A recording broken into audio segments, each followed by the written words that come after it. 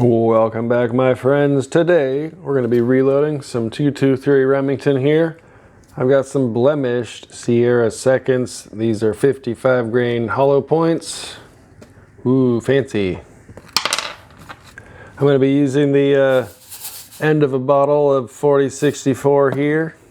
We've got our Lake City brass. It's all prepped and ready to go, of course. Remington number 7.5 primers. And we're just going to be making 15 rounds here pretty quickly, so let's hop into it. So here's a quick look at our dummy round we made. Real quick, just a 2252 overall length. Pretty close to 100% of that neck coming in contact with our case there, so we should have plenty of neck tension on that. I'm satisfied with that overall length. Couldn't actually find any data because I don't have a Sierra manual, but our dummy plunks in and out of our case gauge there. Again, Lake City, once fired range brass. We used the small base die, trimmed to 1.75 inches. Chamfer D Bird on the old Lyman Case Prep Express machine. And not a whole lot else to say. We're going to be throwing our powder with this cute little lead dipper. The 1.6 cc will get us to roughly 22 grains. And then I'm going to trickle on up to 23 grains because that's the data we found. That's either a starting charge or a maximum charge, depending on your source. So hopefully we picked a good spot. Also why I went with the longer overall length, because data kind of iffy. Too many sources with conflicting data. Extra room in the case via longer overall length will give you a little bit of headroom as far as your pressure and capacity and all that. So should be pretty safe there without blowing our gun apart with these 15 rounds. Anyways, we're going to be trying out 23 grains. And first we have to prime our cases, actually. First we got to prime our cases. For priming our cases, I'm going to be using the Frankfurt Arsenal hand priming tool. Freaking love this thing. This was sent in by a very nice Patreon member, and let's figure out what frickin' shell holder we need. I think they use the same numbers that Lee does. 223 Remington, we'll go with the number 4. Perfect. And it comes with this whole set of shell holders. You've got a large and a small ram. You keep one in there, then you have your other one set aside. Pretty sure I've got my small one installed. That's what she said. And we've already got our number 4 shell holder on there. Very nice. Go ahead and pop that bad boy off there. And we only need 15. I'm pretty sure I screwed up and dropped one last time. Ooh, nope, we got an even 5 there. Very nice. Okay. 15 primers. Very nice, very nice. I'm not super familiar with the Remington 7.5s. I think they're pretty hard. They're supposed to be a bench rest, which is all like magnum-y and good at igniting powders and so on and such. So we got them all flipped yonder way. And we got to slide this down awkwardly over the, whoop, there we go. Didn't flip any of them. And before I spill anything, I'll make sure we lock the bottom there so I don't dump them here when we go like this. Nice. And I'm still getting used to this. It's pretty comfortable. It's not bad. I think I've got my depth set pretty well, at least for this brass. I'm sure that would change if I use some other brass, but we'll go ahead and shove her up on yonder way, and then we shall unlock. Whoop. Get them to feed in there a little bit. A little tap-a-roo. And now we're ready to prom some brass. And I have to remember to keep it pointed down and away from me. I guess they like purposely make you point it away in case it blows up in your face or something, but yeah, all you gotta do is put it on there and kind of rotate a few times, give it a nice squeeze. You can feel it pretty well. And that's right at flush. Let me give it another, just a little doop. All right. I'd say we are primed right there, brothers. And when you release the handle all the way, another primer comes down.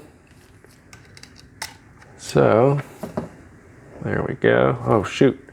And then see, I've done this too where I think we're stretching the rim a little bit if I push too hard. Yeah, whoopsie. Need to be gentler and go around, you see. Yeah, obviously if we're ripping the case head off. Ha! Wow, dummy, get a feel for it. That primer is a little indented there. Oopsies.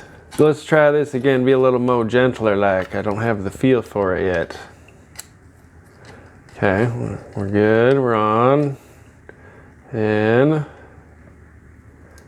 little half spin. So you know that one feels like it's a little proud.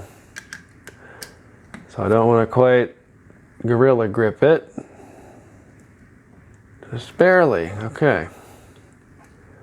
You know, I think that's sufficient. Not smashed in like that last one, right? All right, let me knock these out and we'll go on with our powder, I reckon. But anyway, so far I am liking this device here for priming. I obviously just need a little more practice, so whoop, oh, there it goes. That was nice. That one felt good. That one felt good. Man, I don't know. It still feels a little proud. A little twist and, okay. Whatever. All right, I'll be right back.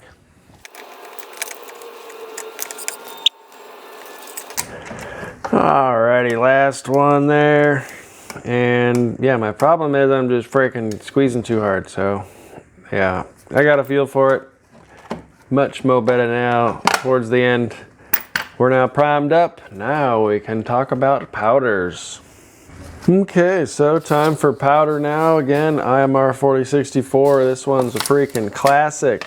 And it's pretty new to me, really. I've only used it in 308 a little bit for that much of a pound here. I did weigh this. I've got about 352 grains left. And then if I divide that by the 23 grains of my charge, it gives me 15 shots. So we should be able to get away with this here. So 4064 is a little faster burning than Varget, but you can see it's a nice chunky extruded stick powder there.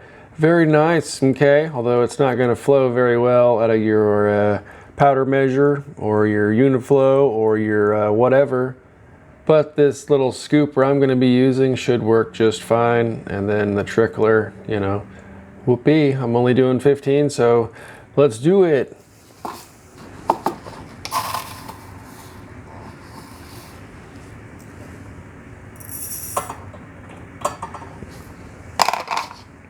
Guess I should actually set my scale.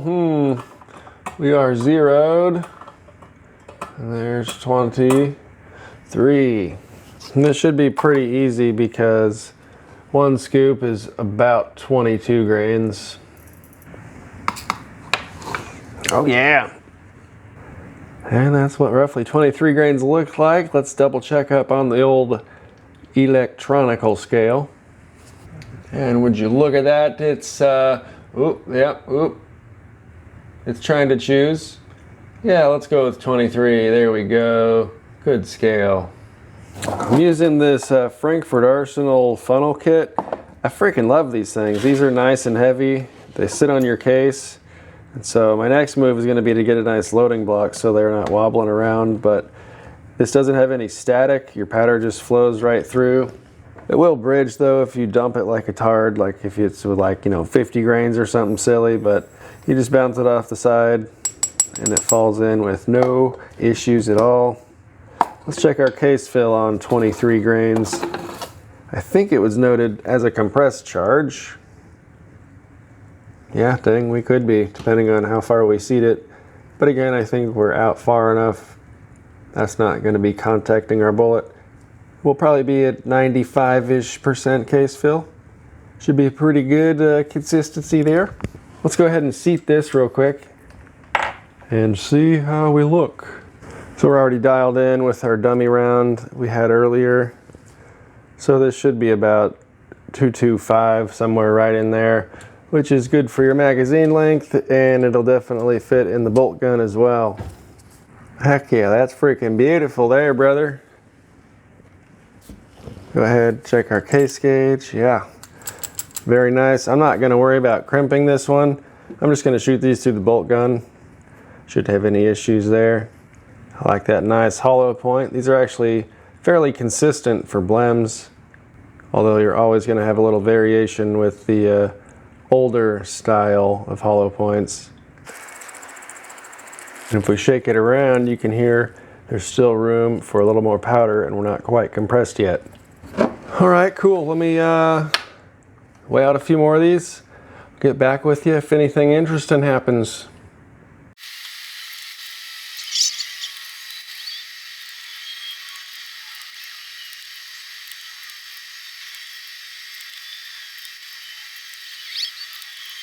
Okay, good. We have enough powder. And we're just over it, actually. Let me pull out a little bit there. Okay, perfect. Scared we weren't going to make it for that last round, but it looks like... yeah, we've got like 10 grains left, if that. Come on. There. Oop, yep. All right, perfect. There's my last charge.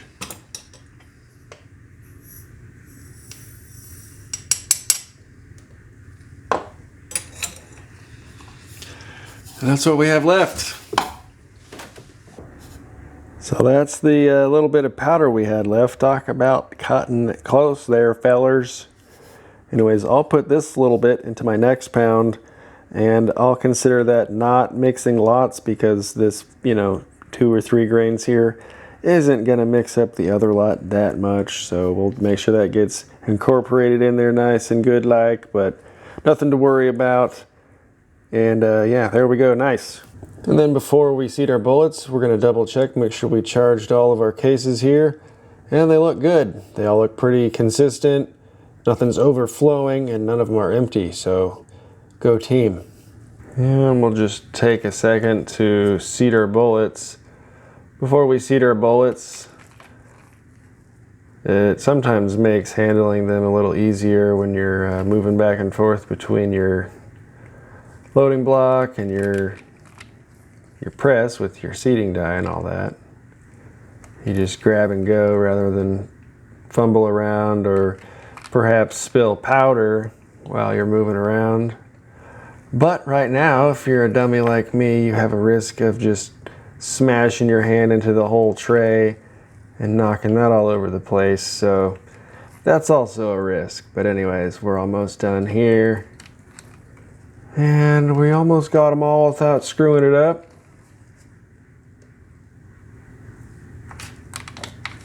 But all right, let's get on to seating these bullets.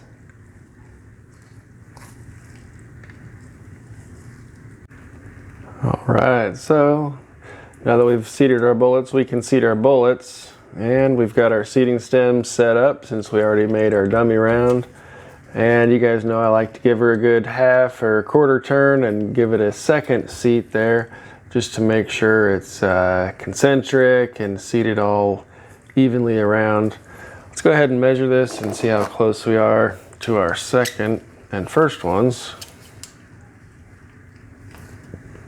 2250, and that little variation between the 2252 is probably, again, that hollow point. There's a 2257 was the first one.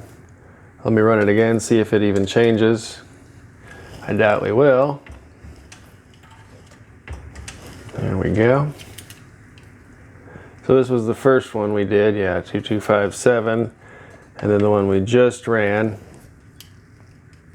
2250. That's quite a variation in your overall length of the bullet, which is probably why these are seconds.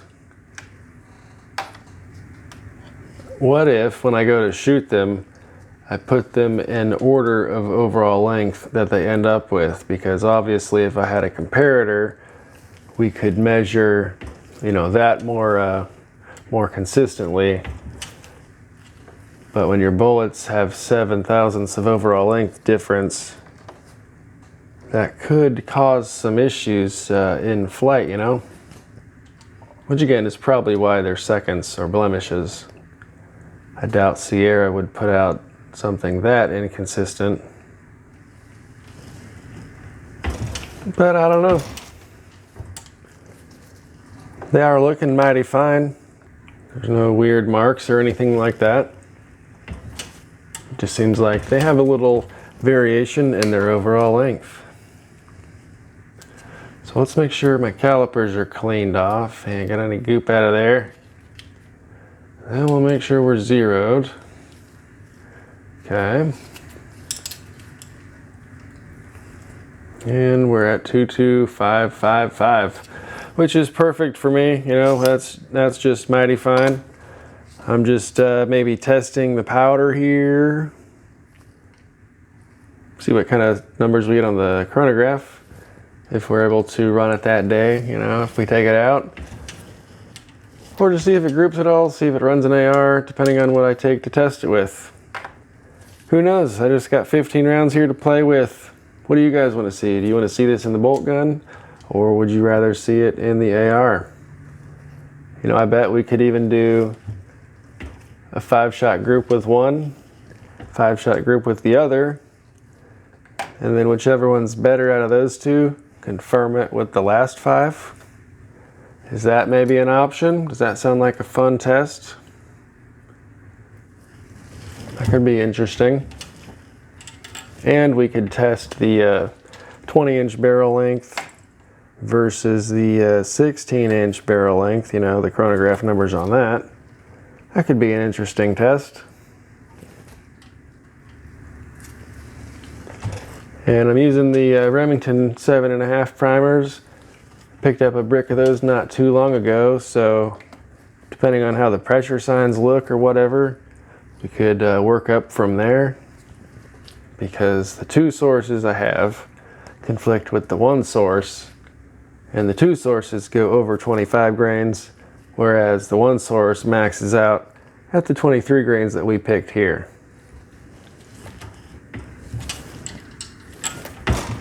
So I don't know, man, you know, there's just lots of stuff we could do here. Like I said, I just picked up another pound of the 4064, so we could continue testing if there's anything promising looking.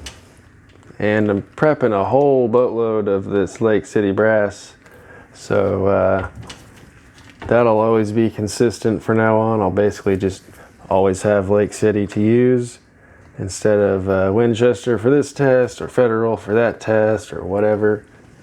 Lake City all across the board, no matter what. That way I don't even have to worry about it. All I have to do is separate it between, you know, picked up from the range brass, you know, ready to load, twice fired, 3 times fired. Oh God, almost knocked them all over.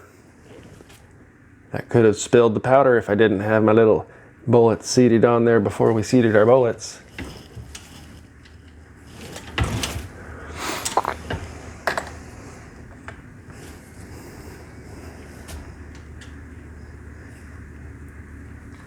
All right, 2 more here.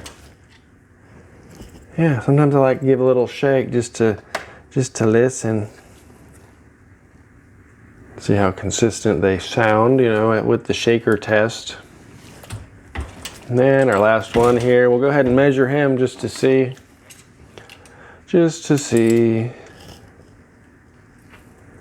Wow, 2248. So we went all the way from, well, the ones we've measured here recently, all the way down to 2248, all the way up to 2257. Is that one that we saw? Yeah, that's 10 thousandths of a swing there. That's some good stuff. Heck, I don't care. These were cheap, they were blems. Aren't they pretty? You can't even tell they're different. Okay, anyways, enough jacking around, fellers. We'll just do a random couple here in the plunk tester. There was one that I screwed the rim up pretty bad with the hand primer, so it might get janked up doing this little tester, but so far everything is good.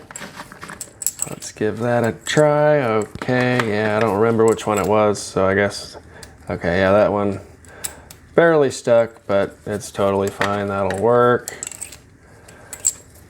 I don't think we're gonna find any problems, but once again, I'm not going to crimp any of these, even if we do decide to run any of them through the AR. But yeah, actually, I want you guys to tell me what we're gonna do with these ammos right here. Are we gonna do it in the bolt gun only? Are we gonna do it by OAL variances? Okay, yeah, that one's way screwed up. He don't go in, but they all did pass the gauge before I screwed it up. And it's hard to see, but there's a nice lip right there where the geometry is different. So that's why that's not passing the gauger. But, you know, through the semi-auto or forcing it with my bolts, I probably won't even feel it actually, but it won't have any issues actually chambering. And I'm not like doing any kind of competitioning or anything like that. Yeah, there's another one. Right on the edge there. Just right on the edge, we bent that with the hand priming tool. I guess I need to learn how to set it up better so when I max it out, it's not going, you know, too deep as far as the depth there. But what do I know? Well, rip bottle of 4064, it was a good one. We're gonna have to get back to the 308 testing with it though. I've got some, I wanna do an SST load. I need some deer hunting bullets. I got some 165 grainers. That'll be a fun project, tell you what. Whatever. Anyways, little fun loading session here, guys. Thanks for joining me. We'll see you in the next one. Let me know what we're gonna do with these. Have a good one.